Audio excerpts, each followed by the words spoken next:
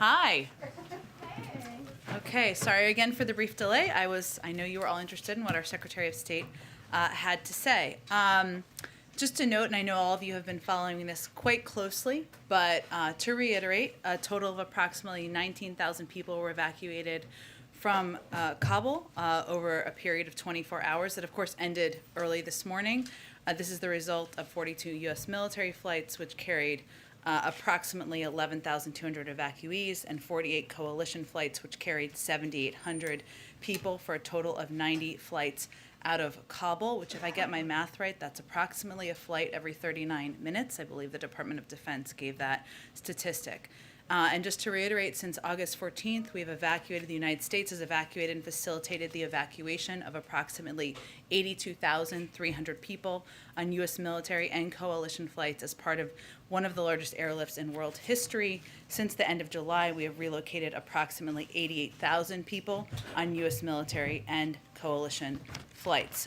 Two other items unrelated to that topic. Today, we've announced new actions to help protect vulnerable tenants and landlords. For months, the administration has worked to speed up the delivery of emergency rental assistance, as we've talked about quite a bit, and help keep American families safe and in their homes. And as the President has made clear, no state or locality should delay in distributing resources that have been provided by Congress to meet families' critical needs, and we want to continue to take steps to make that easier.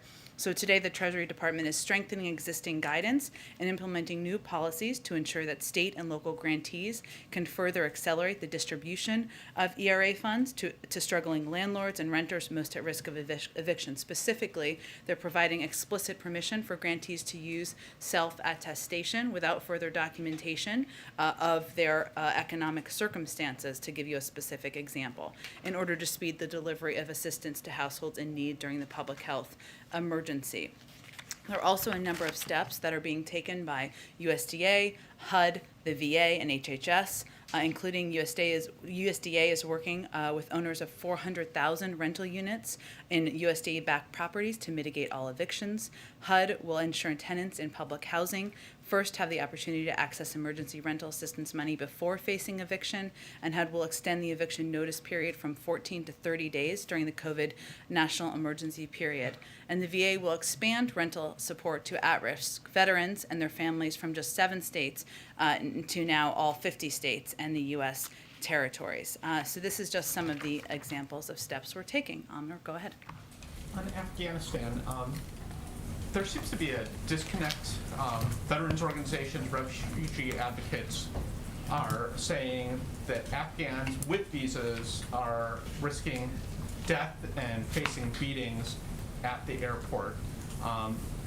And I hope I'm framing this right, but there's been the sense I've heard, I think, from you and others in the administration that the Taliban is by and large met its commitment to allow people with the right papers onto the airport. Can you try to help Americans that are seeing and what seems to be a disconnect between these two different statements of what is happening? Well, first let me say I wouldn't see it as a disconnect, and let me explain to you why. I noted earlier we put out earlier today that 19,000 people were evacuated. The vast majority in a 24-hour period. The vast majority of those were, of course, Afghans, as you know by the numbers that the Secretary of State just put out. That does mean that a great number of people are making their way into the airport and onto flights to evacuate from the country. There are certainly cases and incidents, and we have heard, you have reported, where individuals are not getting through that should get through. And we are approaching those and addressing those on a case-by-case basis as those are raised. But I would note that again, 19,000 people in a period of time. The vast majority of them are Afghans, SIV applicants, individuals who have the appropriate paperwork to evacuate, and that was just in a 24-hour period. Can you give us an update on where things stand with the president and the coronavirus origins review? Sure. I understand he's gotten a copy of the 90-day report. Was there any conclusions that the IC was able to come up with? Sure. Well, let me confirm for you, as you noted, he did not just receive a copy, he received a briefing yesterday on the 90-day Origins report. It was a classified briefing, so of course that's not information we would provide publicly. Because of the prioritization we've given to this and the importance of this information for the public, the intelligence community has been simultaneously working on an unclassified version of a summary version to provide publicly. I don't have a timeline for you on when that will be provided, but they've been working expeditiously to prepare that. And we have also been doing classified briefings. But until that unclassified version is available, I won't be able to provide any more details of the assessment. Without getting into details, the broad upshot of the report, is there a better understanding of what was the ultimate origin? Again, I can't obviously speak to a classified briefing. I know you are eager to receive an unclassified summary. That is something the intelligence community has been working to produce, and as soon as that is available, it will be put out publicly from the intelligence community, from ODNI, and we will also ensure you all have access to it. Go ahead. Thanks, Jen. Secretary Blinken just said, and Jake Sullivan said the other day, that even after August 31st, that the U.S. government is committed to helping Americans and Afghans who are still in the country eligible to get out safely. How do you do that if the military is gone? How do you safeguard these people and get them where they need to go without the U.S. military in the country? Well, I know, Nancy, as you mentioned, that the Secretary was asked that. He didn't go into detail for a reason, because we are currently having those discussions through diplomatic channels. But what he assured, I think, the public of, and I can reiterate from here, is that we are looking at a range of options for how we can continue to provide consular support, facilitate departures for those who wish to leave after August 31st. And our expectation, and the expectation of the international community, is that people who want to leave Afghanistan after the U.S. military depart should be able to do so. We're working on that. As soon as we have more to provide to all of you, more information, we will do exactly that. And then based on the numbers that you've provided of Americans who have been evacuated, it sounds like there are at least 70,000 Afghans who have been evacuated. How do you possibly vet all of those people in a timely fashion when clearly the Customs and Border Patrol and the relevant officials must be completely overloaded? They are. And I will say this is a reflection of the fact that we have hundreds of employees of our intelligence community working 24 hours a day to do the vetting necessary and reviews necessary to move people into the United States. Now, I would remind you that there are a number of people, tens of thousands of people who are departing Afghanistan, who are going to third countries, lily pads as we've been calling them, and where additional vetting can take place, either because they've only proceeded through certain steps of the immigrant visa process, or because their vetting process has not yet been completed. I can give you a little bit more detail too on the vetting process if that is helpful. So the screening and security vetting is conducted by a combination of the intelligence, law enforcement, and counterterrorism professionals from across government. So the Department of Homeland Security, Department of Defense, the FBI, the State Department, the NCTC, the National Counterterrorism Center, and additional intelligence community partners. What they are doing are they're conducting screening and security vetting for all SIV applicants and other vulnerable Afghans before they are allowed into the United States. This includes reviews of both biographic and biometric data. And if an individual is not through that vetting process, they're not coming into the United States. And are there any estimates for how long it'll take to work through that backlog? Could these people be going through the system for months or years? You mean people who are in third countries? Well, what I will tell you is that it typically takes months to go through this process, and what this is a signal of is the fact that this is a top priority for the president and the intelligence community and the individuals who oversee this vetting process, who have massively expedited the process in order to move through the necessary steps, thorough steps, in order to process individuals and get them moving through the system. Go ahead. Thank you, Jen. At the tail end of the president's remarks today about cybersecurity, he was asked about Afghanistan, and he made a joke. I think Peter asked him that question. The other Peter did, and he made a joke. So what's so funny? Well, I think the question he was asked, if I remember correctly, was about when he will provide information about a decision on August 31st. I don't want to paraphrase the question if that was an inaccurate description of the question. To a lot of people watching. Of course, it's a very important question. And I think what he conveyed is that he has not, well, what I can convey from here, I should say, is that as he stated yesterday, and as the Secretary of State just stated, we're on track to complete our mission by August 31st. Obviously, there are discussions, and the president received a briefing just this morning. As I noted, he asked yesterday for contingency plans, and he received a briefing on them this morning. These are incredibly serious issues, and there are discussions that are happening internally. And I'd note that in addition to the contingency plans that he requested, he also, I will reiterate, as we stated yesterday, that this is all contingent on us achieving our objectives and the continued coordination with the Taliban. And the president has spoken, I would say, to this issue. Peter, as you know, you've attended a number of these multiple times over the last several days. And he has also highlighted the fact that we are closely watching, closely following the threats from ISIS-K, which he also received a briefing on this morning. And his remarks last night, he gave a lot of time to the domestic agenda. Does he think that the Build Back Better plan is as urgent and as time sensitive as this evacuation of Americans and Afghan friendlies from Kabul? Well, first of all, I think it's important to the American people who care deeply about whether they're going to have jobs, whether they're going to have child care, whether we are going to be able to compete with China and countries around the world, to understand that we have to do multiple things at the same time. That's exactly what any president of the United States has to do. And the next one, just as these negotiations about safe passage for Americans and SIV holders continue, why haven't we heard the president say the United States does not negotiate with terrorists? Is that still the U.S. policy? Well, of course it is, Peter, but I would also say that there's a reality that the Taliban is currently controlling large swaths of Afghanistan. That is a reality on the ground. And right now our focus and our priority is getting American citizens evacuated and our Afghan partners evacuated.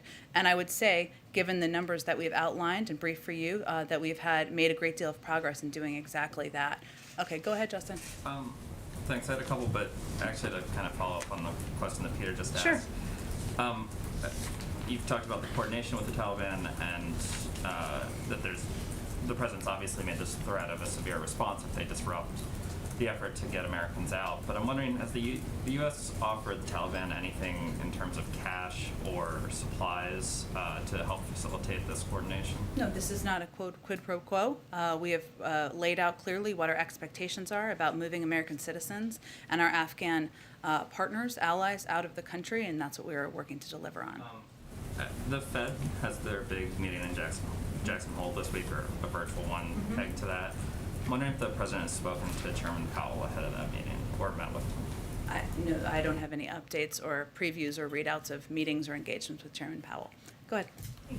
A question about lawmakers who traveled to Afghanistan. Sure. Was the White House aware of those members of Congress that traveled to Kabul? We were not aware when they were en route. No. What's the White House's reaction to that trip? Was it beneficial, or what's the White House's reaction? Well, our guidance continues to be to all American citizens, including elected officials, this is not the time to travel to Afghanistan. And our focus, our objectives, our resources need to be laser focused on evacuating Afghan partners, evacuating American citizens, and that's best done in the hands of the Department of Defense and State Department professionals who are on the ground. One more. The 31st, of course, is the deadline for the drawdown, but when do the gears shift from evacuation mission to withdrawing troops? Well, I noted a little bit earlier that the president was briefed this morning on contingency plans and continues to have optionality should he decide to change plans, even as we are on track to complete our mission by August 31st. I would also note that my DoD colleagues have put out some information about steps that are being taken. So as we've made consistently clear, commanders on the ground are empowered to make any adjustments as they see fit, when they see fit. That includes changes to the footprint. To that end, they confirmed last night, I believe it was, that of the departure from Afghanistan of several hundred U.S. troops. These troops represent a mix of headquarters staff, maintenance, and other enabling functions that were scheduled to leave and whose mission at the airport was complete. It does not have an impact on our mission at hand. Go ahead. No, just following up on Afghanistan. Sure. People traveling there. The LA Times has a story saying that a group of students and their parents are in Afghanistan.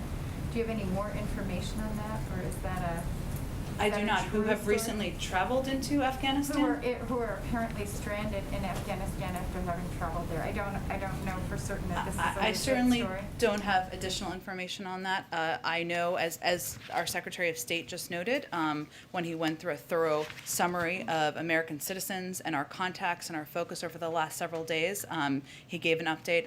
I'm happy to take their information if there's something more detailed you have. Terrific. And then just on another issue, on the Fed, you know, we're all waiting for some news about Fed appointments.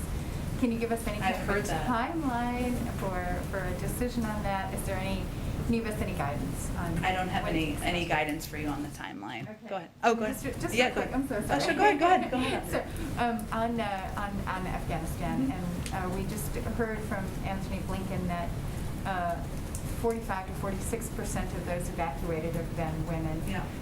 There's been a lot of consternation about the plight of Afghan women going forward. I know this is an issue Yeah. of concern to you as well, but can you say what provisions you're making to ensure that, you know, women are actually sort of an equal part of that population that is being evacuated? It's not quite representative for the population. Sure. Well, I know that our Secretary of State spoke to this just a few minutes ago. But what I can reiterate or add to, I suppose, is one, we are going to continue to work with the United Nations and our allies and partners around the world to continue to provide humanitarian assistance and a range of assistance to Afghanistan, even when we don't have a presence on the ground.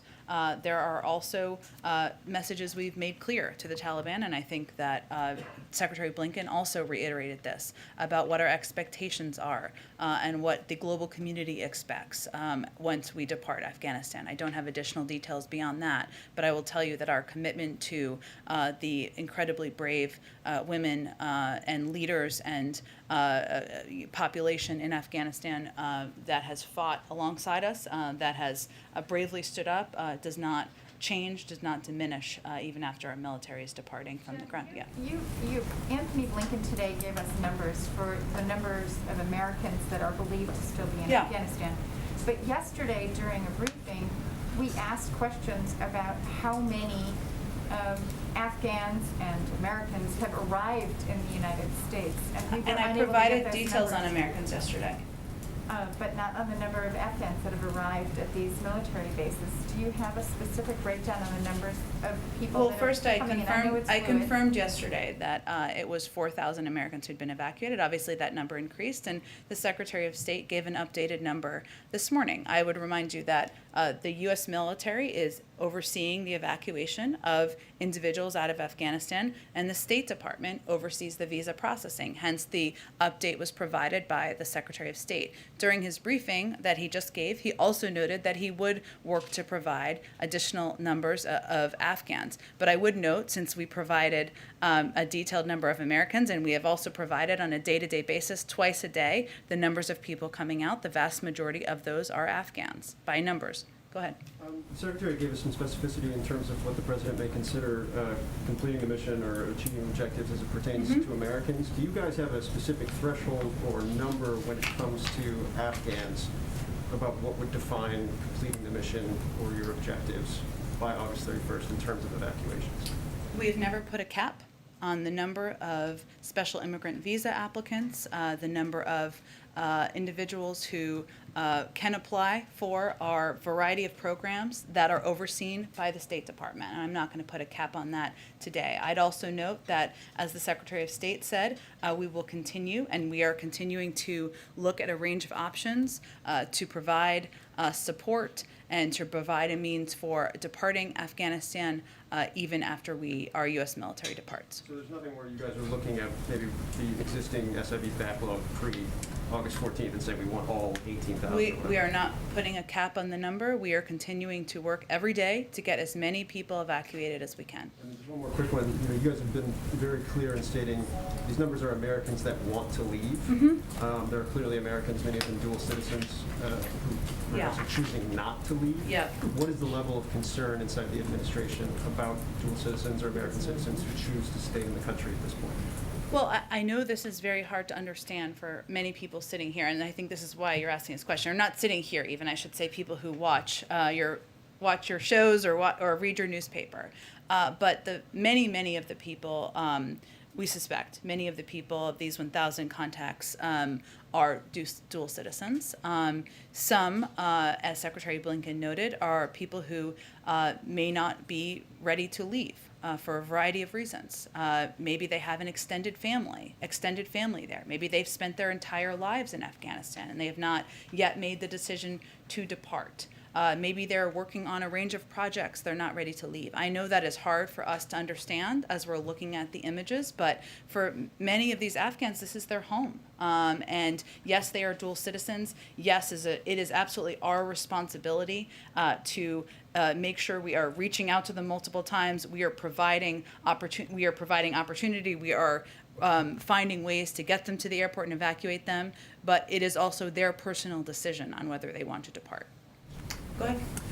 Could I just follow up a little bit on some of Nancy's questions about Sure. the refugees? Yeah. So first, you talked about the vetting that's going on outside of the United States, after they leave Iraq. I'm sorry. Oh, not out. Afghanistan. I didn't mean to imply outside of. Well, some of it is happening in Qatar, but some of it is happening here. Okay, but I mean, it's before the people come to the Yes. United States, right? It's Yeah. happening before they arrive. Yes. So a lot of that vetting, some of the pace of that vetting is within your control. You can add more people, you can add more interviewers. And we have done that. But a lot of it is not in your control, right? Like somebody comes to you with no documents. It takes time to figure out where's the actual birth certificate. It takes time to find documents that prove 10 years of residency. It takes time to get the kind of proof that the FBI and some of these agencies Sure. like to use. So, does that all add up to refugee camps in these transit centers across the globe with tens of thousands of Afghans sitting for months, years, whatever? I mean, it doesn't sort of add up to those of us who sort of have seen that process. Back in 2015, when you were in a previous administration, one of the things that you guys argued was that the refugee community in particular was the most vetted community of people entering the United States, and you pointed to the fact that it takes a year or two for the typical refugee to sort of meet that burden. So I guess the question is, how can you possibly not have this, and where are you going to put these people? So, okay, there's a lot of questions wrapped up in there. Let me do the best I can here. No, it's okay. I mean, all good questions.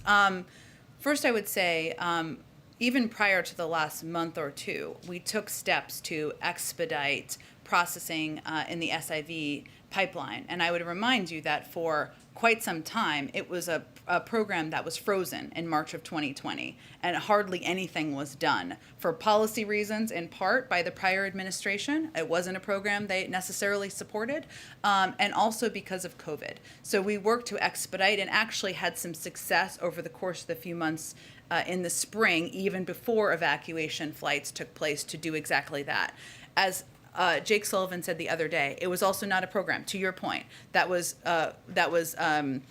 planned for speed because of all of the requirements, because what Americans should also be assured of is that there is no one coming in through any of these programs who has not gone through a background check process and has been vetted. That is our responsibility to the American people, and one we will abide by. Hence, we are incredibly grateful to these third countries who are providing a place for a number of many tens of thousands of people to be for this period of time. And we have put a wide range of staff, personnel, and others on the vetting process from a range of agencies to ensure that we can take steps to expedite as quickly as possible. You're right that some of this is dependent on documents and is dependent on information being available. But I will just close with, and then I may have missed some of your questions, but this is incredibly difficult. We're very clear-eyed about that. And these Afghans, many of them who are departing, who are still in process, made the decision, and we made this decision too, that evacuating them because they are vulnerable, because their lives are at risk,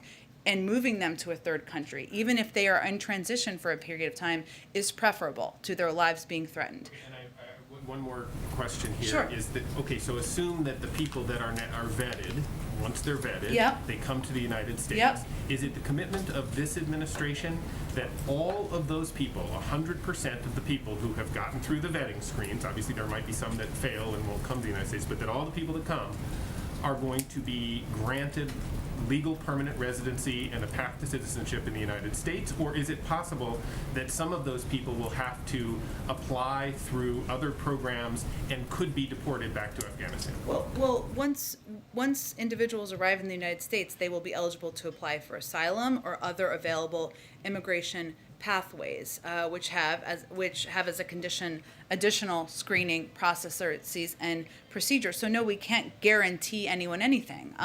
But certainly we are also working with a range of countries around the world to ensure there are safe places for individuals who are fleeing from Afghanistan, have safe places to be.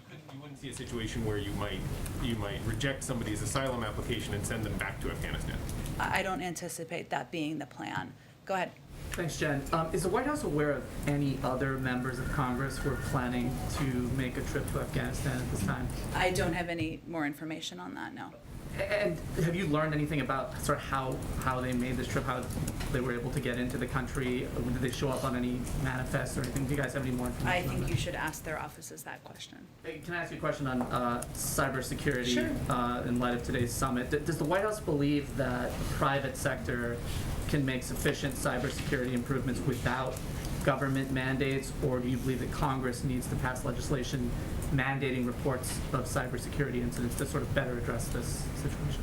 Well, we certainly have made clear that we expect private sector companies to report when they have experienced a cyber breach. We have worked in partnership with some to address these cyber breaches, and also there is an impact on the American public in many cases.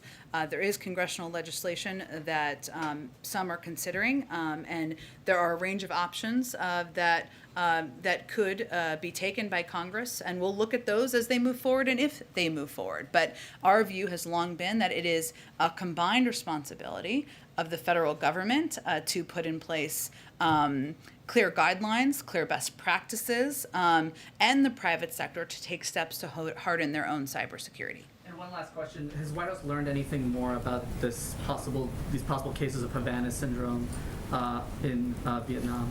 I don't have any more information, no. Go ahead. Not to belabor the point, I know that the Secretary of State talked about this, and I know that you've answered Sure. some questions on this, but I really just want to kind of drill down on how confident is the administration that all Americans who want to get out will be out by August 31st. I know that you've put out the contacts, you've been text messaging, all the message and the contacts to people. Is there any concern that there could be people who have somehow fallen through the cracks, haven't been able to get in contact, and they want to get out? Like, how will the administration determine on August 31st or whatever day the military pulls out that all of the Americans who wanted to get out have been able to get out? Well, first, I think the reason the Secretary of State gave such a detailed overview is because it's not as simple as you've just laid it out.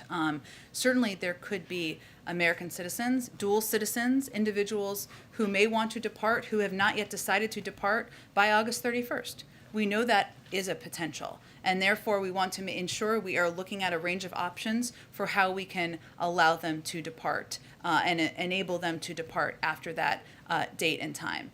It is also true that there may be individuals who we're not yet in contact with. They have not contacted us, and we want to leave optionality for that as well. But he also provided the specific information on the numbers to give you an understanding, all of you, everybody, an understanding that while we started with as many as 6,000 a population of as many as 6,000 Americans in Afghanistan, over the last 10 days alone, 4,500 of those Americans have been safely evacuated.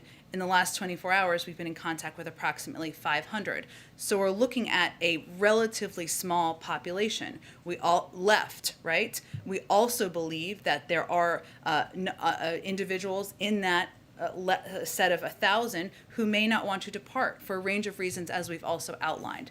I would also note that a big factor on the president's mind, and the Secretary of State noted this as well, is the real threat of ISIS-K, which is the reason why, and the president again received a briefing on that, as he does regularly from his national security team. That is why we are concerned about numbers around the airport. That is why we are in direct contact through a range of means with individuals about how and when to come to the airport. And that is something we have to evaluate each day as well, because putting our service men and women at risk is something that weighs heavily on the president's mind. And a question on the Supreme Court Sure. decision. Well, the Supreme Court basically kicking back on the remain in Mexico. What is the White House response to that? Well, I know the Department of Homeland Security put out a statement on this last evening, so let me reiterate some of those points. We respectfully disagree with the district court's decision, and we regret that the Supreme Court has declined to issue this stay. DHS has appealed the district court's order and will continue to vigorously challenge it. We are also, though, in the same vein, compelled by law to now proceed with means by which we abide by the ruling. Go ahead. Does that then mean that negotiations are now underway between the U.S. and Mexico on returning to the Migrant Protection Protocol? Well, the Department of State, DHS, with DHS support, is engaging in diplomatic discussions with the government of Mexico as part of our efforts to implement the court's order. And I would just note, I should have said this a little earlier, I mean, our point of view continues to be that this program was not implemented in a moral way. It was inefficient. It used resources by CBP resources. It led to a backlog in the system, and it is fundamentally a program we have opposed, but we are also abiding by a court order. Can I ask you a threshold question Sure. about the range of assistance that the U.S. is now promising to offer to Afghanistan after August 30th? Yep. You talk about consular services. Is it the president's expectation that the Taliban will continue to allow safe passage for Afghans to the airport after the U.S. leaves? It is again, this is part of an active discussion, and I understand certainly why you're asking the question, but we continue to believe that there will be there could be, I should say, American citizens. There could be Afghans who would be eligible for special immigrant visas, or would be individuals eligible for a range of our programs who would want to depart. That would require a means of departing, and that's what we're working through now. So there's no guarantee yet from the Taliban to continue to allow safe passage for the people that the U.S. is hoping? Again, these are ongoing discussions, and that is our expectation and what we're working toward. Go ahead. A couple quick questions. Yesterday, the president and you, I think, said that he had asked the Pentagon and State Department for all contingency plans. Has he received all the contingency plans, or is there a full set that he's still waiting for more of? Yes, he received a briefing this morning. So he has received, in totality, all the contingency plans that they're providing? Okay. Again, this is an ongoing discussion, right? And as you well know, and the president has lengthy meetings, sometimes more than once a day, with his national security team. But yes, the contingency plans he requested, he received a briefing on this morning. Perfect. That helps. Earlier, we heard from the Secretary of State saying that there are as many as 1,500 Americans, by my math, who still want to get out, who are in Afghanistan right now. Is it possible that they could be evacuated before? Could these evacuations end before that date? Could it finish before August 31st? Well, it could, Peter. I think, and I would just note by the numbers, right? 4,500 Americans were evacuated over the last 10 days. That doesn't even count their family members, whether it's a spouse and children, or a combination. And that we've also been in contact with an additional 500. So it's actually more like a pool of 1,000 who we are reaching out to multiple times a day through multiple communication channels: phone, text, email, WhatsApp, etc. As I noted a little bit earlier, we also have an expectation that there are a number of these individuals, dual nationals, people who may have expansive extended family, who may not have made the decision to part at this point in time. And let me ask you, earlier one of my colleagues asked you, and you said you didn't want to provide a cap as it relates to Afghan allies, vulnerable Afghan allies who are still seeking to leave the country right now. Recognizing you don't want to provide a cap, can you provide us a baseline? What is the stated goal, as provided the president, of the number you estimate it is at least as many as? So there's some context for these numbers of 80+ thousand people who have now been evacuated. That is similar to me in giving a cap. And there are people who are not yet through the process who may not count as an SIV applicant at this point in time, or may be eligible for a range of programs. Our objective, as you've seen by the numbers over the past several days, is to evacuate as many people as possible who qualify for any of these programs. I guess why can't the White House or the administration say what that stated goal is, even as a baseline, so people get a sense of what we're shooting for in this process? What's the harm in saying that? Because I don't think there's a benefit in giving a cap. That's not Well, our it gives objective. It gives context to when you say 80,000. 80,000 Well, is a lot, but is it out of how many? fair. I think important context though is that we've now evacuated again 88,000 people. 82,000 people on U.S. military and coalition flights.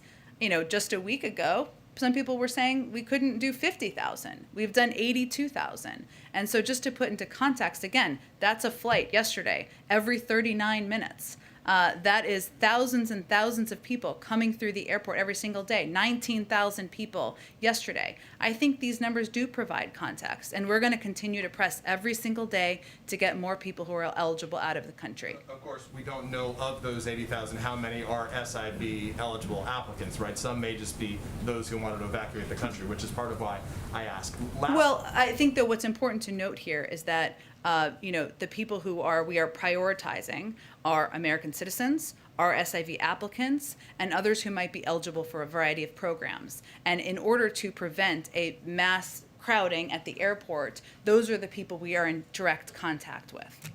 And then let me ask lastly about the two congressmen who went over Sure. there. I know the statement you've put out about they shouldn't be doing this, that this was the wrong decision to be made. About the merits of what they said, though, having now returned. They said that because the evacuations started so late, there's no way the U.S. will be able to get all those necessary evacuees out, even by September 11th. What does the White House say to that criticism that those two lawmakers are saying based on their firsthand experience? Well, I would say first that we're on track to have the largest U.S. airlift in history, and I think that speaks for itself. Go ahead. Hi, can you speak to what a colleague is reporting, that the administration plans to recommend vaccine boosters at 6 months, not 8? I have not seen that report, but I would note we just put out the guidance, the CDC just put out the guidance a couple of weeks ago or last week. It's all running together 2 weeks ago on 8 months, and if they update that guidance, it would certainly come directly from them. Do you know if is that under consideration? I would point you to the CDC. And then secondly, what is President Biden prepared to do to push the Chinese on the Wuhan lab investigation? There's been reporting that the Chinese are not being cooperative. They're pushing back at the U.S. on that. What is he prepared to do to free up more information on that? Well, I think it's well known they haven't been cooperative, right? Through your reporting, other reporting, and just the fact that they obviously have not in a publicly available way provided the data and the information that we have been requesting. In terms of an assessment of what steps we might take, I don't have anything to preview for you on that front. Go ahead. Thanks, Jen. I know you don't want to get into the details of the COVID origins report assessment. Yeah. I will be happy to when there is an unclassified summary for all of you. Right. But of course, the purpose of the 90-day review was to put a focus on this question. So if at the end of the question we don't have clarity or a smoking gun or high confidence, what's the next step? We'll talk about that once the summary is out in public.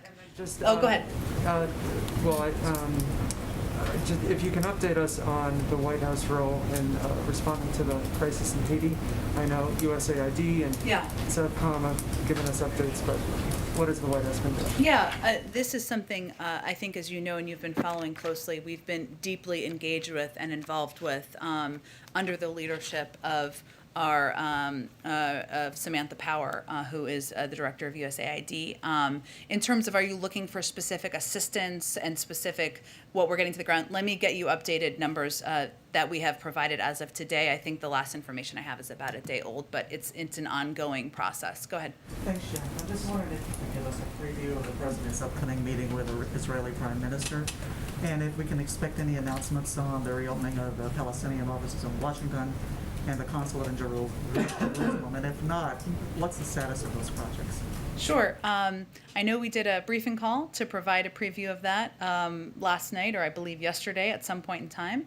I will say that the president's looking forward to welcoming the Prime Minister, who's already in town, as you know, having a variety of meetings today. We expect their conversation to be wide-ranging, to cover a range of topics of mutual interest, everything from COVID-19 and our efforts to address the global pandemic to regional security issues, which could include a range of topics, including security within Israel, as well as Iran and other issues of mutual concern. And I expect we'll have a readout once the meeting concludes of anything coming out of the meeting. Any decisions on these things to be announced, though? We'll have more to say once the meeting concludes. Go ahead. Thanks, Jen. To follow up on my colleague Stephanie's question, she asked about the gear shift that might be taking place over the next couple Sure. of days, and you talked about the contingency plans and optionality. Yeah. But can you say today when the last flight will leave in order to get the drawdown done by that deadline? I don't think that's information we're going to be providing publicly at any point in time. How would we know then? I mean, you're giving the updates on Once the it's data. complete, like, we'll you'll provide say, that to you. This is it? This is the last Sure. update we're going to give on the numbers? Well, again, we are in direct contact with people who are departing and evacuating from Afghanistan, whether they are SIVs, whether they are eligible for other programs, whether they are American citizens. Our objective is to provide, to do that in as safe a manner as possible with rising threats from ISIS-K. Again, DoD will provide operational updates as they did yesterday about moving military out, moving equipment out, et cetera. And as we've noted, that would be in advance of the 31st in terms of equipment that would need to move out. But I don't anticipate that we're going to give you an exact date or an exact time for security reasons. And then after it happens, though, you guys have been very good about giving data twice a day on these numbers. Is there going to be one of those updates that will say, and that is it, that's the last evacuation flight? I'm sure we will make clear to all of you when it is the last flight, absolutely. Go ahead. I think NBC has announced it's doing an interview tomorrow with the Capitol officer who shot Ashley Babbitt. Do you have any concern for his safety, having his name disclosed like that, or any reaction to the announcement? I had not seen that report of NBC's planned interview, so I don't really have an immediate reaction to it. Go ahead. Yes, Jen. What is the reaction of the administration to private contractors now selling seats for thousands of dollars on charter flights out of Kabul? Well, we are evacuating people free of cost because that is the right step to take, and certainly we wouldn't be supportive of profiting off of people who are desperate to get out of a country. Go ahead. Thank you, Jen. I have a question on Afghanistan and then about a criminal justice matter. Sure. On Afghanistan, one of the real villains of the Taliban takeover has been former Afghan President Ashraf Ghani. President Biden has faulted him for not fostering national unity and not putting up much of a fight against the Taliban. There are reports that he fled the country with millions of dollars in cash, and members of Congress are asking the Biden administration for answers on whether that is indeed true. Does the U.S. government know if Ghani fled to Dubai with millions in cash, and will there be efforts to bring him to justice if so? I don't have any more information on what former president did when he fled the country. You don't know that answer? I don't have any information. And on criminal justice, you said in response to a Zolan question recently that President Biden is exploring using clemency for nonviolent drug offenders. It's rare for presidents to use clemency their first year in office. Should we expect any grants of clemency this year in 2021? And does that mean that the president is working toward honoring his campaign pledge to free everyone in prison for marijuana? I don't have a timeline for you. I would just stand by what I said in response to Zolan's question about how he's considering clemency for nonviolent drug offenders. Go ahead. Thank you, Jen. Earlier this summer, the president had planned to take some downtime this August, and I was wondering if there was still any vacation time on the books or anything that we should be aware of? Not at this time. Go ahead. I wanted to ask a follow-up to something Stephen asked. Sure. Is the expectation that they'll be able to be diplomatic, sort of consular, embassy-style services after the 31st withdrawal for those who may still need it in Afghanistan? And if so, like, how would that work? I certainly understand the question, and it's a good question, and our Secretary of State answered a version of this. This is a discussion we're having right now to ensure that we look ahead to capabilities and capacities to evacuate individuals who want to depart after our military leaves. And then one other one on infrastructure. Is the president satisfied with the House holding off a vote until the end of September? And did the White House, the president, play a role in sort of this agreement between the Speaker's office and the group of Democrats that were threatening to hold up the larger reconciliation bill? Well, I would say first the president sees yesterday and the step forward yesterday as an enormous step forward for not only the legislation, but for the American people, because the pieces of legislation that move forward include an extension of the child tax credit, more housing assistance, a great deal of funding and support for addressing the climate crisis, and a great deal of tax credits for the American people and components that will lower costs for people across the country. He supports the process that Speaker Pelosi has laid out. Obviously, there's a lot on the agenda, and yesterday was a positive step forward in his view. Go ahead. Thank you, Jen. You've mentioned how the United States has been in touch with the Taliban, and because that's necessary because of the situation on the ground. I'm wondering, has the administration been in touch with Ahmad Massoud or any of the other anti-Taliban fighters there on the ground? What is the president's view of this? Does he expect that we will support some of these anti-Taliban fighters, or, as this 20-year war does come to a close, at this point, are they on their own? It's a great question. I'll have to talk to our team on the ground to see if there's any more specifics we can provide. And then I know you don't want to get ahead of the declassified report of the COVID origin, but is there any scenario where President Biden would be satisfied with an inconclusive result about the origin of the pandemic that killed so many Americans?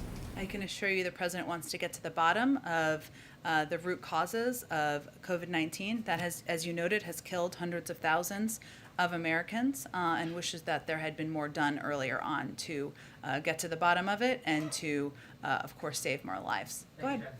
Jen, I just wanted to follow up on Steve's question about the sort of for-profit effort. Yeah. What is the administration doing to kind of protect people from exploitation? Given the desperation, there are reports that the defense contractor, Eric Prince, is offering seats on a plane, evacuation plane, out for $6,500. And some people in desperation are taking that, not knowing there might be an NGO option, and are, essentially this is exploitation. What is the administration doing to kind of protect people when they are so desperate?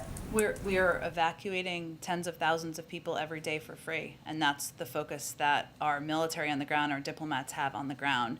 And if you're asking me about consequences or additional steps, I will have to check and see if there's any additional steps. Could you comment specifically, though, on Eric Prince? I mean, he has already made so much money from the Afghan conflict, and now in these sort of final waning days is once again essentially exploiting people in order to make profit. I mean, what is the position of the administration that this is taking place as you are offering flights free of charge?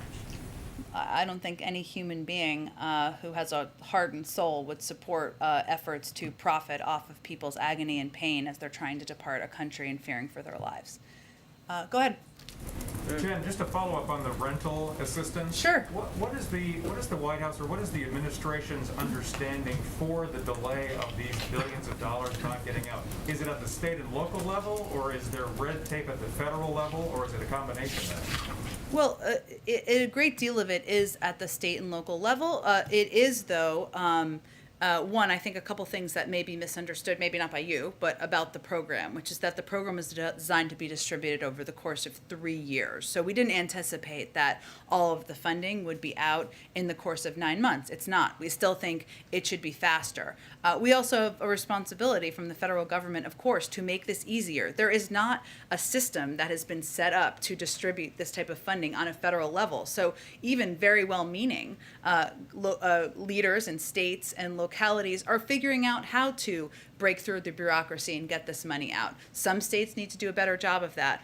I will note that in the data that was released today, there are some interesting statistics, and this just shows you state to state where the differences are, right? So in Kentucky, The program has shown consistent growth, most recently assisting 65% more households in July than in June. That's a dramatic improvement, of course, in that state. And program administrators attribute the recent growth to Treasury guidance that allows for self-attestation for the application process. So we're going to continue to try to cut red tape from here, too, if it makes it easier for states. Texas attributes their leveling off to having fully addressed existing application backlogs. They've done a very good job at getting this money out to people who need it. And North Carolina, which was a state slower to distribute assistance in prior months, saw notable increases this month as the investments they made in developing the program's infrastructure paid off. So point is, it's really different state to state. Certainly, as we've said, states and localities should not hesitate, should not delay in getting this money out, because this is how we can keep people in their homes. But we're also going to work from a federal level to cut red tape wherever we can. Go ahead. Going to be the one out of left field today, but okay. The vice president is going to be campaigning for Governor Newsom on her way back from Asia. Previously, President Biden expressed at least an interest in campaigning for him. Yeah. You know, with everything going on, I'm wondering if that's still on the table. And secondly, whether you all feel any sense that this recall is in some ways a referendum on Democratic policies, including handling of coronavirus amid this Delta surge. Well, I would say first I can confirm the president does still plan to go and campaign for Governor Newsom in California. I don't have a date for you at this point in time, but that is still certainly his plan, and I will leave the analysis on the roots of the recall to others.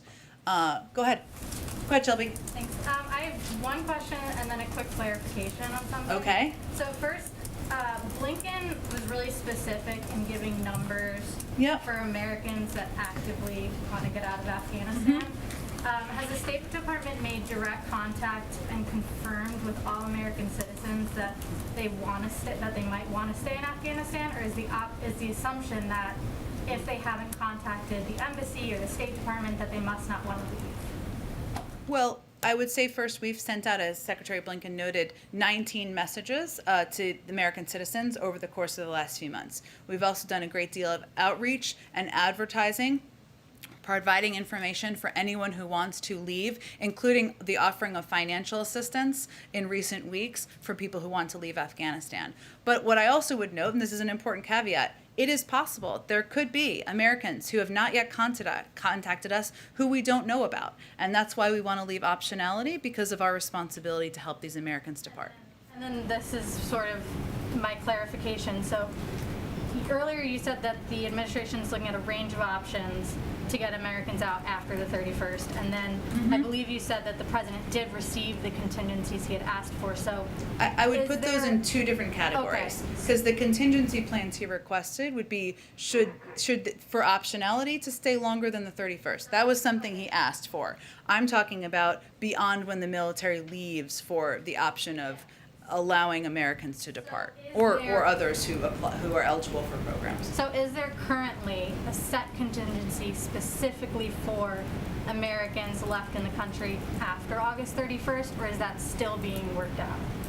Okay, so I want to make sure I'm not confusing anyone. So the contingency plans the president requested was to have maximum optionality, given there are a range of factors, including the threat of ISIS-K, which is very much on his mind, and a threat to our U.S. men and women who are serving, including the need for the Taliban to continue to coordinate. That is about staying longer than the 31st. Those are the contingency plans. I also spoke to, and Secretary Blinken also spoke to, the fact that we are also looking for options post the departure of our military presence to allow for Americans and others who are eligible for programs to evacuate. That is something we're working through and having discussions about, and as we have more to update, we will provide that to you. But I would look at them as two separate things.